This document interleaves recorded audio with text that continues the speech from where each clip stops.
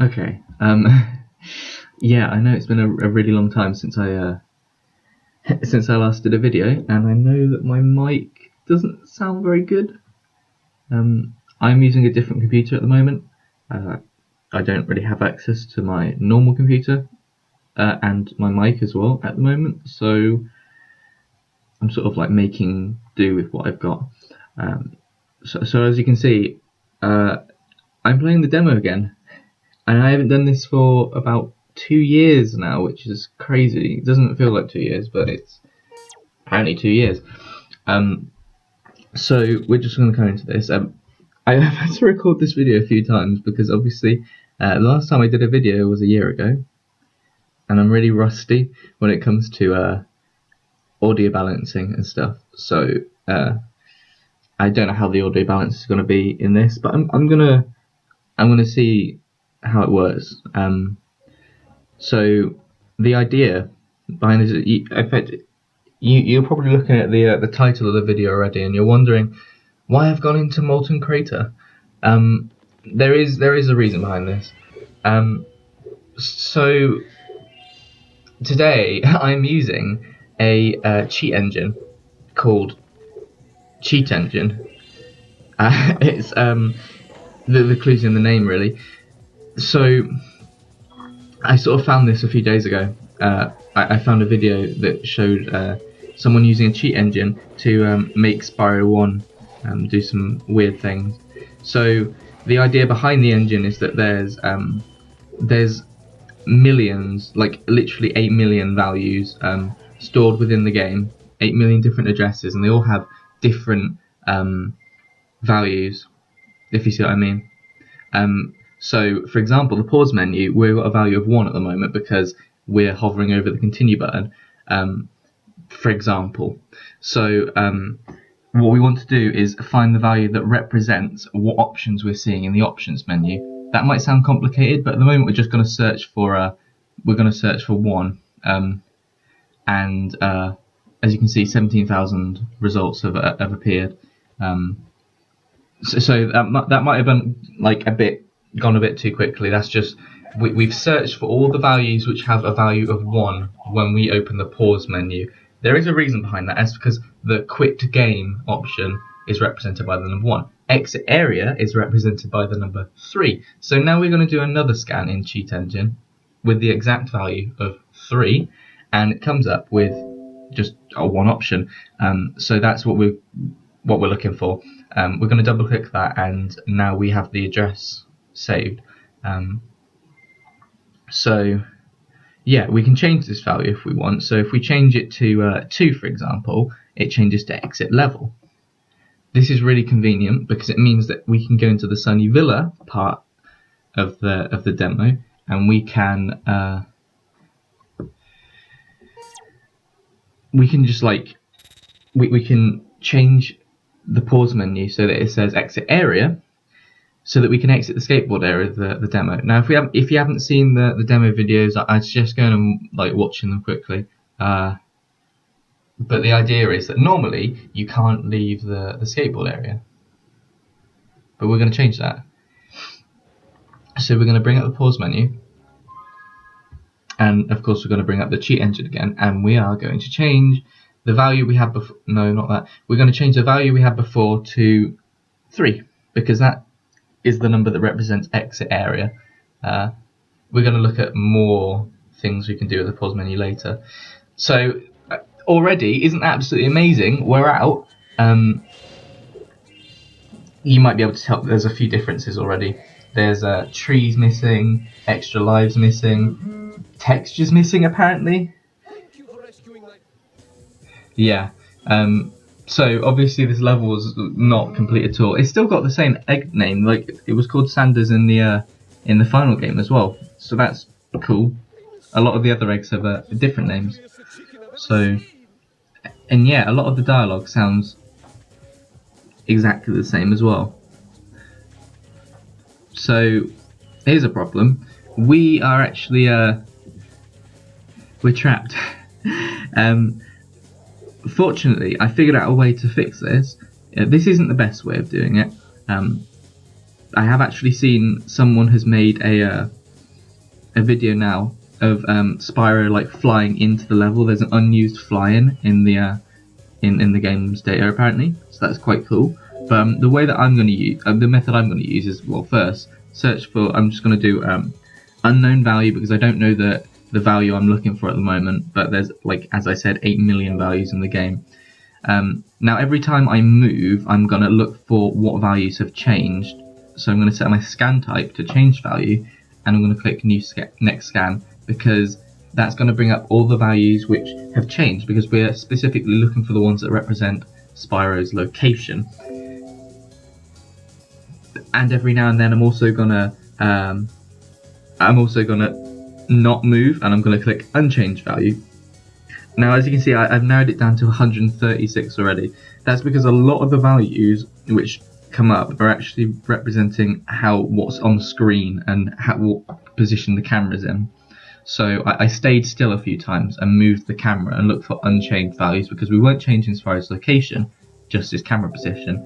And I'm doing the change value thing as well now. As you can see, we've already gone down to like 40.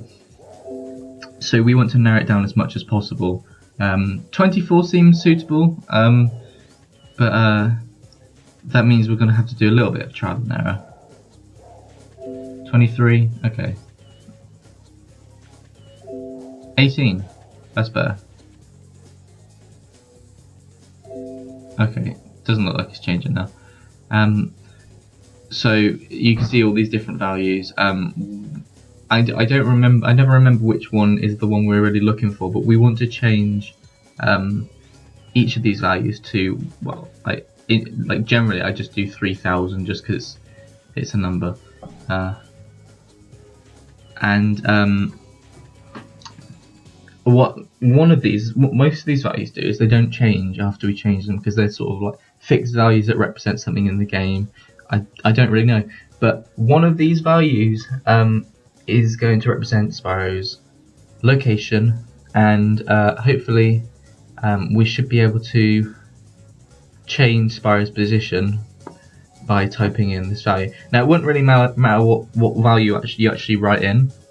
The way that I figured out how to do them is I'm gonna remove all the values which I know don't work, keep changing each one to 3,000, and when the one which actually does represent, or at least one of the ones that represents his position or his momentum or something, when I type in 3,000, he goes flying outside of the level and he dies.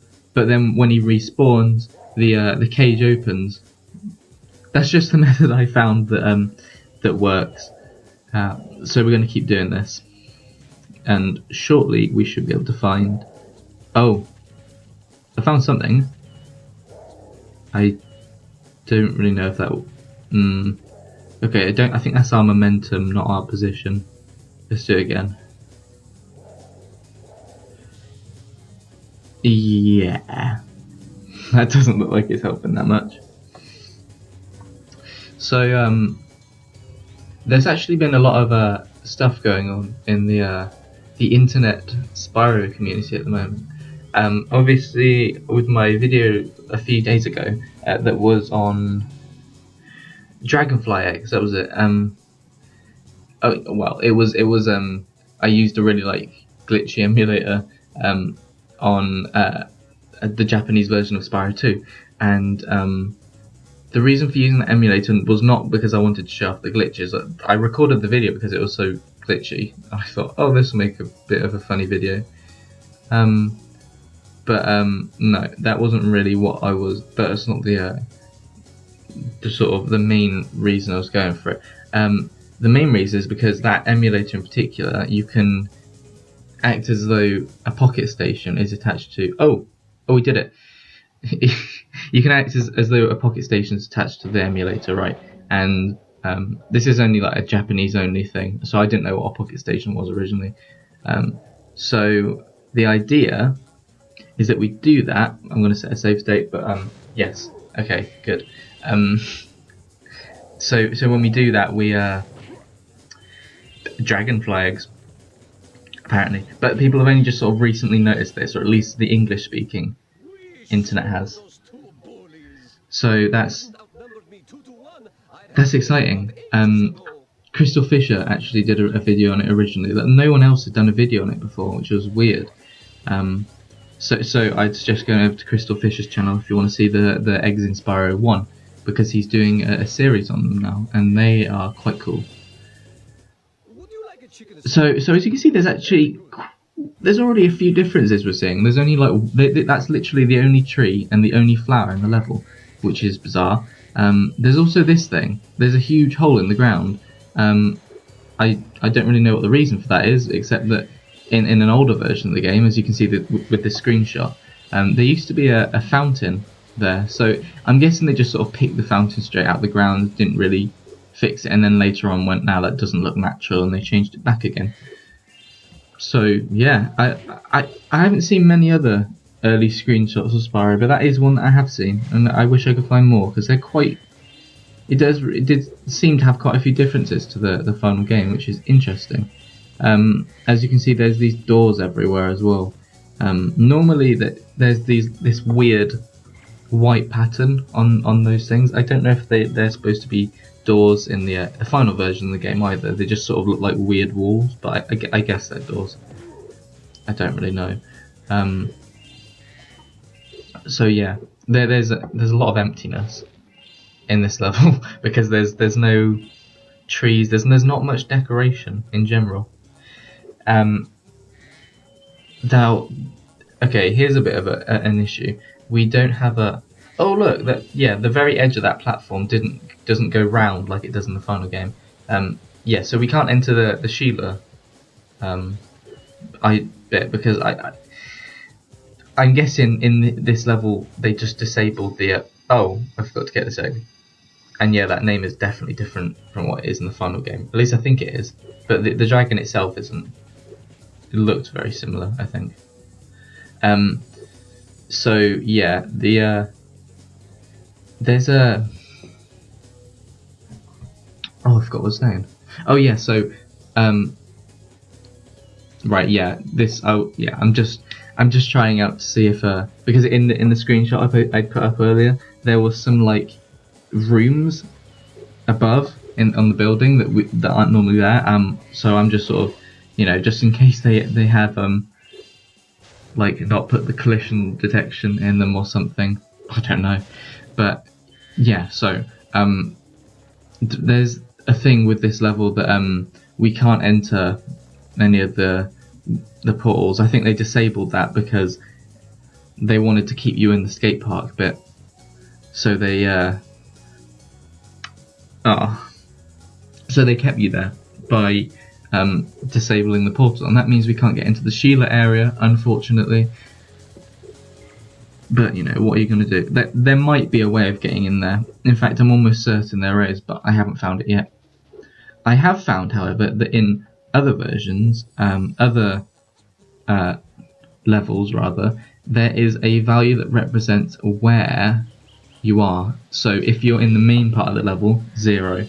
If you're in one of the side missions, 1, 7, 2, just another number. That dragon has almost exactly the same name as the final game, except I think it's Miles with an I in the final product.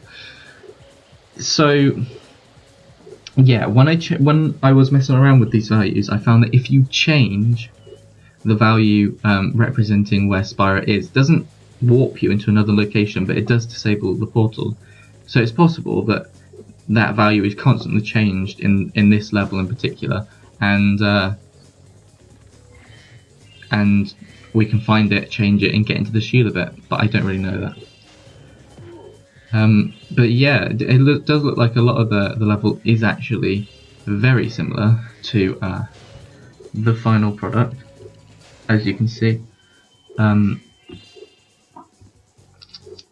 But there has actually been a number of differences found within the code as well.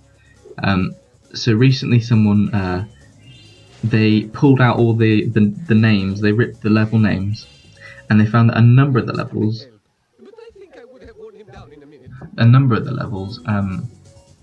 actually have different names than they do in the final game. So Not many of them, just a bunch of the boss levels are gone. Just not there at all. We'll see something to do with that in a minute.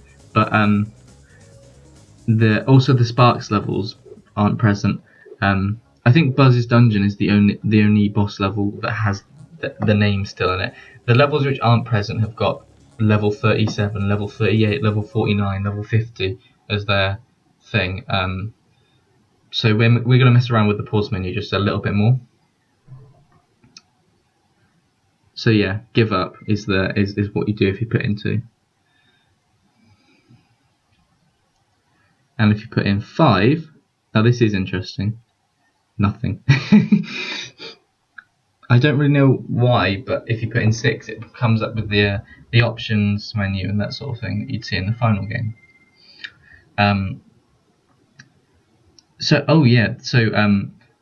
One of the two levels which have got different names, or 3 levels rather, they've got actual completely different names in the final game. Are Honey Speedway is called Honeycomb in the Honeycomb Speedway in the demo. Dynamines is called Dry Gulch, and Haunted Tomb is called Catacomb Caverns. So that's nothing. So yeah, they're quite interesting that they've changed all the level names around, or a few of the level names around. Now look at this, Hub to Hub. I'm guessing that's what they used to call the hub changing thing, maybe, or maybe this was just like a way that the developers would get from level to level. But selecting the options doesn't do anything. But it does show you that the three levels which haven't actually got their names yet: Boss 2, Boss 3, Boss 4. So that's quite cool. Yeah. So what else have we found recently? Oh, actually, there's another level which has got a different name. Cloud Spires was called Cloud City. That's quite cool. So now I'm going to do a scan of 65,550 because I found something else which was quite funny to do with the options menu. Turns out that one of the values that's in the game represents what sprites the corners of the pause menu have or something. And it's normally set to 65,550. So I'm going to bring it down to 65,535, which, as you may know, is 2 to the 16 minus 1 or something like that.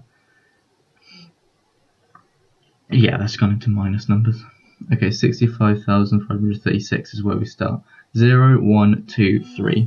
So each time we increase the value by 1, we move up 1 in the sprite sheet, if that makes sense. If we go up by 4, we see the next 4 sprites in the sheet. So we're going to just sort of like go through these, see if there's anything fun. I don't know if you normally see colons or slashes in that font. Maybe you do. Possibly. So yeah, that's the aiming reticule and a few of the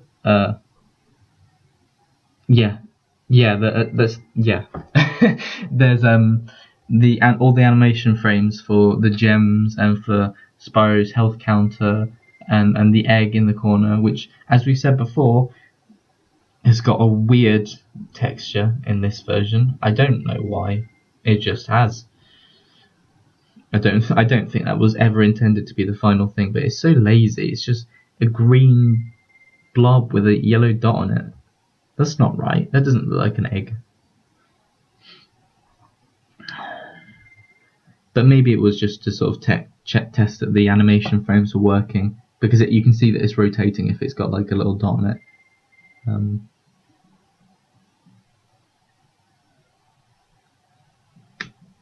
Okay, this is what I was looking for. So you can see that these are the power-ups, and in the bottom right there's the ice cube power-up. That power-up isn't actually normally in this game, and also the one in the top left now, I have no idea what that is, but it might be something. So yeah, the ice breath power-up, that you get the ice breath in Frozen Altars, but you don't get to use it. Not as a power-up, like in a power-up. I mean, normally you go through a power-up gate, and that would be the sprite on the side of the screen. There's no sprite. in this that's like used in this game though, because there's no ice breath portal power up gate thing. I don't know what it's called. So that's probably left over from Spyro 2. And now I've just messed up the pause menu. So that's cool. But yeah, I think that is. See, there is more that I want to talk about, but this whole time I have been recording over a pre-recorded video in case that's some surprise. So I've been trying to make it sound natural. As I said, audio difficulties, so I've had to record the two things separately. So hopefully that seemed like I was sort of naturally talking. The reason I'm continuing to talk over the end of the video though is because I want to talk a little bit more about some of the other text strings that were found within the game's data. This is quite interesting. I know I say interesting a lot, but so while I was digging around through the code of this demo and of another demo, there is actually another demo, which is the Winter Jam Pack 2000 demo, and I will be briefly covering that. I'm not going to go into it in detail because it is very similar to the final game, really. There is one thing in it which I do want to show off, and that's that you can get into the main area of Lost Fleet. I didn't even realise this demo existed, but apparently there's a demo where you can play the submarine bit of Lost Fleet, and obviously using the same method we did in this video, we can get into the main area of the game, of the level, but it doesn't function properly. Most of the level is absolutely fine, but for some reason killing a few enemies or trying to complete the level makes everything go pink and the game freezes. No idea why. So let's briefly go over these unused text strings. Guidebook. The word guidebook is found in the text, but not the word atlas. So either that was still just another leftover from Spyro 2, because it is believed that this was sort of built on top of Spyro 2, because there's a lot of leftover content. So that was either leftover from Spyro 2, or initially they didn't change the name of the guidebook to the atlas, and they were going to keep the guidebook. There's also this is a fun little line. Fuck, fuck, fuck, fuck, fuck. Out of memory for book VRAM. I don't really know what that means. It's probably an error handler of some sort. And finally, there's the string egg along the wall. Normally, there's an egg which has the name run along the wall, but for some reason, the only egg name which has changed in this version is egg along the wall instead of run along the wall. I don't know why they changed it, probably just because it doesn't sound quite right. Run along the wall doesn't make sense though either, because you don't have to run along any walls. There was another thing I found actually in the later Jam Pack demo I was talking about. One of the text strings says super bogus worlds. Probably an in-joke. Insomniac are quite well known for their weird, wacky style of humour. As an example, I'm quickly looking up some of the other unused text strings that were found a while ago. So there's the I always get the Shemp thing that's present in all three of the games, and that's an in-joke in Insomniac. And that's why they called one of the bosses Dr. Shemp in the first game, apparently. There's some unused egg names. The very last egg, no really it is. Where do you think you're going with that egg? You just put it back here this minute, and you can't trust anyone these days. Presumably, this was grouped in with the epilogue text apparently. So maybe they were intended to be egg names at some point, but it's probably just more of their humour, really, because these names are way too long to fit in the atlas. Oh, hang on. These weren't actually grouped in with the epilogue text. That was another line. These long strings of text were probably inserted purely for humour, and they don't occur in the game at all. Okay. There's also a line which just says "Stop thief." Probably their humour again, but maybe that was another unused egg. And finally, there's a egg name that just says Beach Party, but no eggs in the game are in any sort of beach setting, so I guess that went unused as well. So yeah, that does seem to be just about everything. I am planning to release a new main series Spyro episode in the nearish future. So that should be about 2 months' time, most likely. And around that time, I also want to start making a video dedicated to everything that's been found so far in the betas of Spyro. Just briefly though, because this video was more of an in-depth look of what Sunnyville used to look like, and it wasn't that different, but at least it shows that we can do a lot more with the demo than we thought we could. So there might be more stuff to find in the future, and you never know, maybe a Spyro 3 beta or like a full beta will appear on the internet at some point. You don't really know, but yes, that was this video. Hopefully there'll be more of these sort of things soon. So I will see you later, guys. Goodbye.